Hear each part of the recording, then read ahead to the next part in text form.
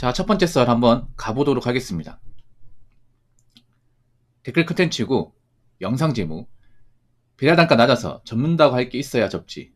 애초에 마땅히 돈 벌 수단이 없어서 시작한 게 배달인데 라는 영상에 달린 댓글입니다.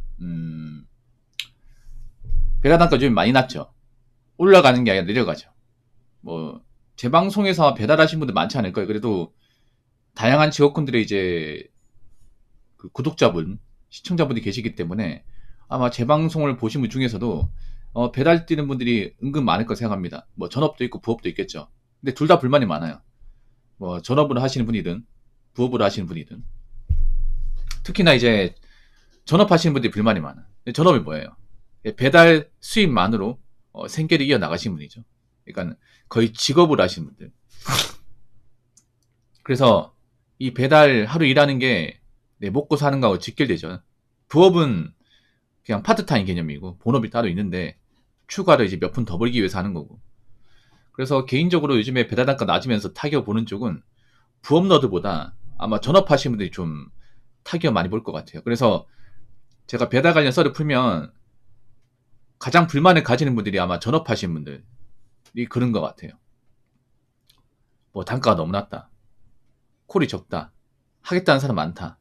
그래서 이걸 접어야 되냐 말아야 되냐, 아니면 나는 접었다, 이렇게 말하는 사람도 있어요.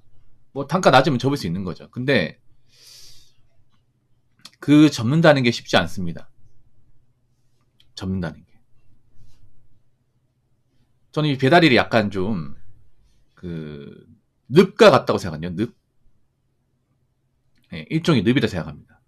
늪지대. 왜 그러냐 하면 발을 담그면 뺄 수가 없어요. 배달하신 분들 이 말에 공감할지 모르겠는데 저는 그렇게 생각해요. 늪. 한번 발을 담그면, 깊이 발을 담그면 내 힘으로 뺄 수 없다. 제가 왜 이런 말씀 드리냐면 이 배달일이 일단 다른 일보다는 장점이 좀 많은 것 중에 하나야. 물론 단점도 있어요. 일단 장점은 그런 거예요. 우리가 뭔가 이제 일반 회사처럼 눈치를 본다거나 누구한테 구애받지 않는다는 거야. 복장이 자유롭고. 이건 엄청난 장점이에요. 돈을 떠나가지고. 그래서 배달하신 분들이 이미 그 맛을 다 봤어. 전업하신 분들 입장에서 그런 거잖아요. 누가 나한테 뭐라 한 사람도 없고, 그리고 그냥 내 일할 때 나와가지고 일한 만큼 일하고 누구한테 보고할 필요도 없이 그냥 집에 가면 그만이잖아. 굉장히 자유로워요, 이게. 이 자율성. 다른 직업에서 맛볼 수 없는 자율성이란 말이죠. 일반적 회사를 다니는 분들은 들어오면 이제 누구 눈치 봐야 되고, 회사 가면. 그리고 일하면 보고해야 되고, 그리고 이제 못하면 이제 욕먹고, 이런 게 일상이지 않습니까?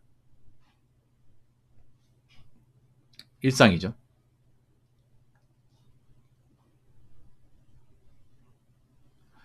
근데 배달은 그런 게 없다 보니까, 물론 배달도 이제 정해진 시간에 배달 못하면 고객들한테 욕먹을 수 있습니다. 근데 상대적으로 좀 적긴 하죠.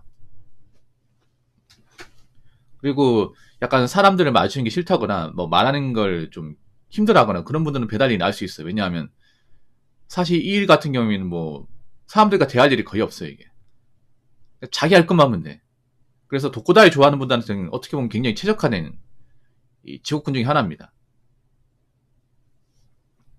그런 일이 계속 하다가 요즘에 단가가 낮다고, 돈 벌기 힘들다고, 배달이 접어야겠다, 그럼 과연 쉽게 접을 수 있을까요? 저는 힘들다고 봐요. 왜냐하면 생각해보세요. 배달이 접는다고 했을 경우 그러면 일반 조직사로 가야 돼요. 일반 조직사회. 회사를 가야 되죠. 근데 나는 배달하면서 어떨 때는 말 한마디도 안 하고 그냥 누구 눈치 안 보고 막 그렇게 자유롭게 했어요. 그리고 난 사람들과 부딪히는 거 별로 좋아하지 않아. 근데 우리가 일반적으로 알고 있는 이 조직사회는 사람들과 부딪힐 수밖에 없어요. 이게.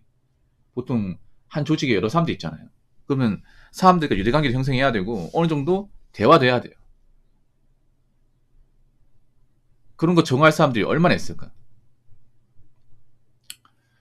그리고 두 번째는 사실 배달을 접고도 할 게 마땅히 없습니다. 여러분도 아시다시피 지금 일자리가 안 좋아요. 굉장히 안 좋습니다. 아니 취업 자리 들어갈 수 있으면 모르겠는데 애초에 일자리가 없어가지고 배달 넘으신 분들 많거든요. 지금도 그런 사람도 엄청 많이 있어. 아니 배달 말고 괜찮은 일자리가 있으면 글로 가지 왜 배달을 하겠습니까? 배달 위험하잖아. 그렇지 않습니까?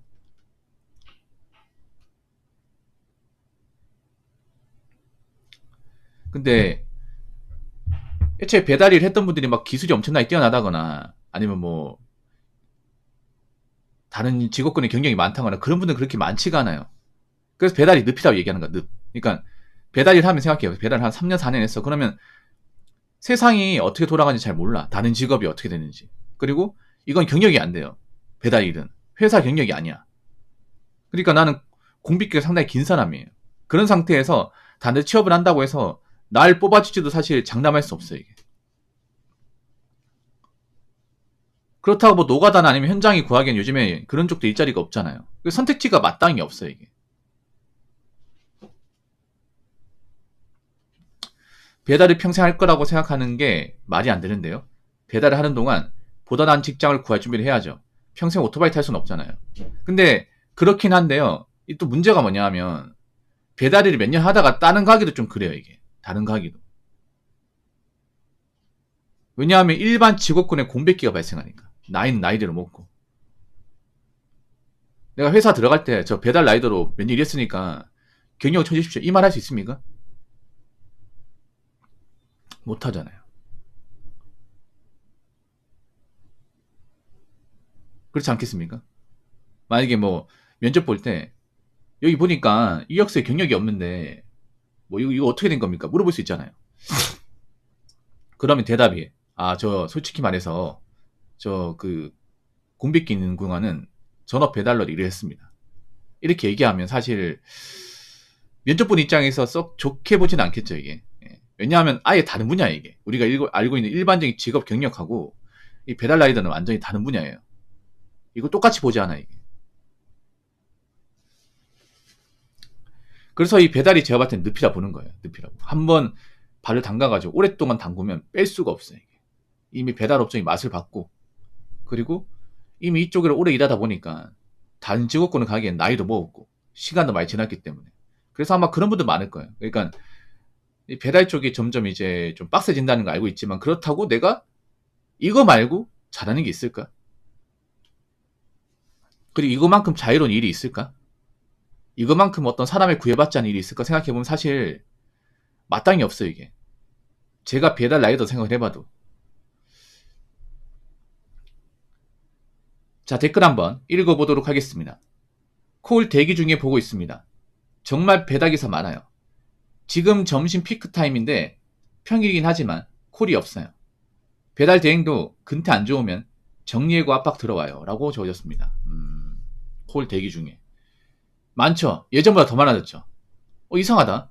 요즘에 배달 쪽 큰 돈 벌기 쉽지 않은데 사도 왜 들어오는 거야? 간단하게 생각하면 돼. 일자리가 없어요.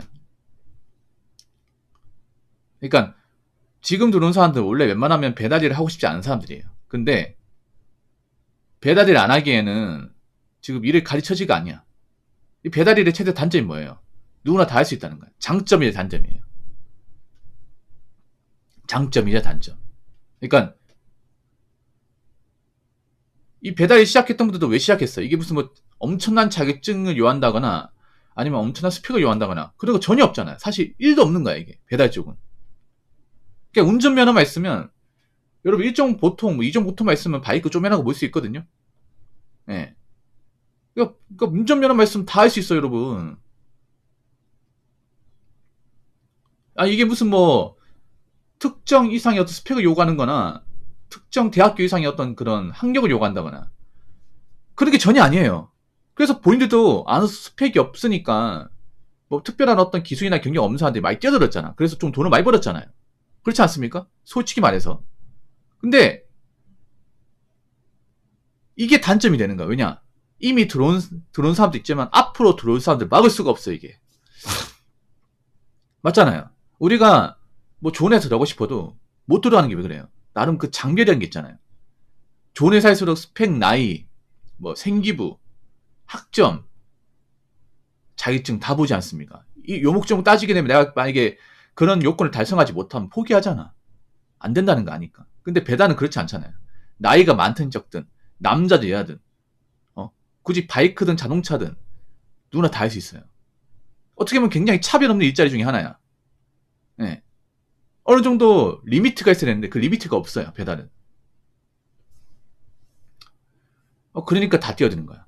경기가 안 좋아 다 뛰어드는 거야. 특히나 요즘에 일자리가 많이 없잖아. 알바도 많이 없고, 뭐 부업 자리도 많이 없고, 쿠팡도 요즘에 뭐 지원한다고 다 받아주는 것도 아니고. 그러니까 어떻게 해요? 돈이 급한 사람은 배달로 갈 수밖에. 그래서 요즘에 차량 배달도 많이 하죠. 차팡이나 해가지고 차 기름값 벌려고, 차 유지 벌려고 차량 배달하시는 분들 많이 있어요, 여러분.